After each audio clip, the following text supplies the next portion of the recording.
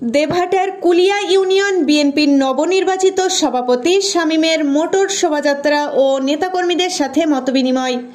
রিয়াজুল ইসলাম আলম, সাতক্ষীরা প্রতিনিধির ভিডিওচিত্রে বিস্তারিত।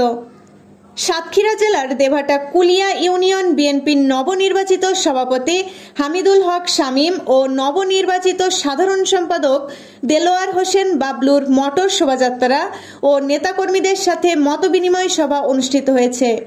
মঙ্গলবার 7 অক্টোবর দুপুর 12টায় মোটর শোভাযাত্রাটি কুলিয়া শহীদ মিনার থেকে শুরু হয়ে উপজেলা সদর, গাজীরহাট, সখীপুর, পারুলিয়া সহ প্রধান সড়ক প্রদক্ষিণ করে।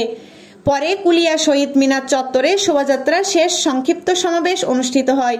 সমাবেশে নবনির্বাচিত সভাপতি হামিদুল হক শামীম ও নবনির্বাচিত সাধারণ সম্পাদক দেলোয়ার হোসেন বাবলু বক্তব্য রাখেন।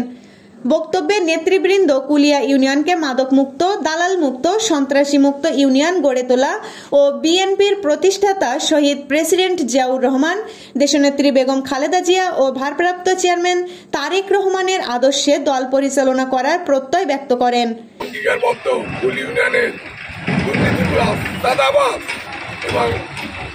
সকল অঙ্গ সংগঠনের নেতাকর্মীকে বলে দিতে চাই, তোমরা ভালোই চলতে হবে। পরে কুলিয়া ইউনিয়ন বিএনপির অফিসে নেতাকর্মীদের সাথে মতবিনিময় সভা অনুষ্ঠিত হয়। উপজেলা ছাত্র দলের সাবেক আহ্বায়ক ইমরান ফরহাদের সঞ্চালনায় মতবিনিময় সভায় বক্তব্য রাখেন নবনির্বাচিত সভাপতি হামিদুল হক শামীম, সাধারণ সম্পাদক দেলোয়ার হোসেন বাবলু, উপজেলা জিয়া পরিষদের সাংগঠনিক সম্পাদক RK বাপ্পা, উপজেলা ছাত্র দলের যুগ্ম আহ্বায়ক আব্দুল্লাহ মিলন, ওয়ার্ড সভাপতি আসাদুল ইসলাম, ওয়ার্ড সভাপতি আরিজুল ইসলাম প্রমুখ।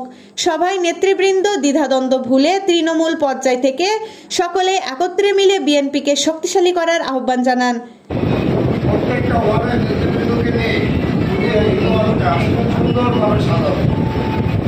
জিয়া রহমানের আদর্শের রাজনীতি করি। জিয়া রহমানের প্রতিনিধিত্ব থেকে আমাদের এখন নেতা। AB news desk report.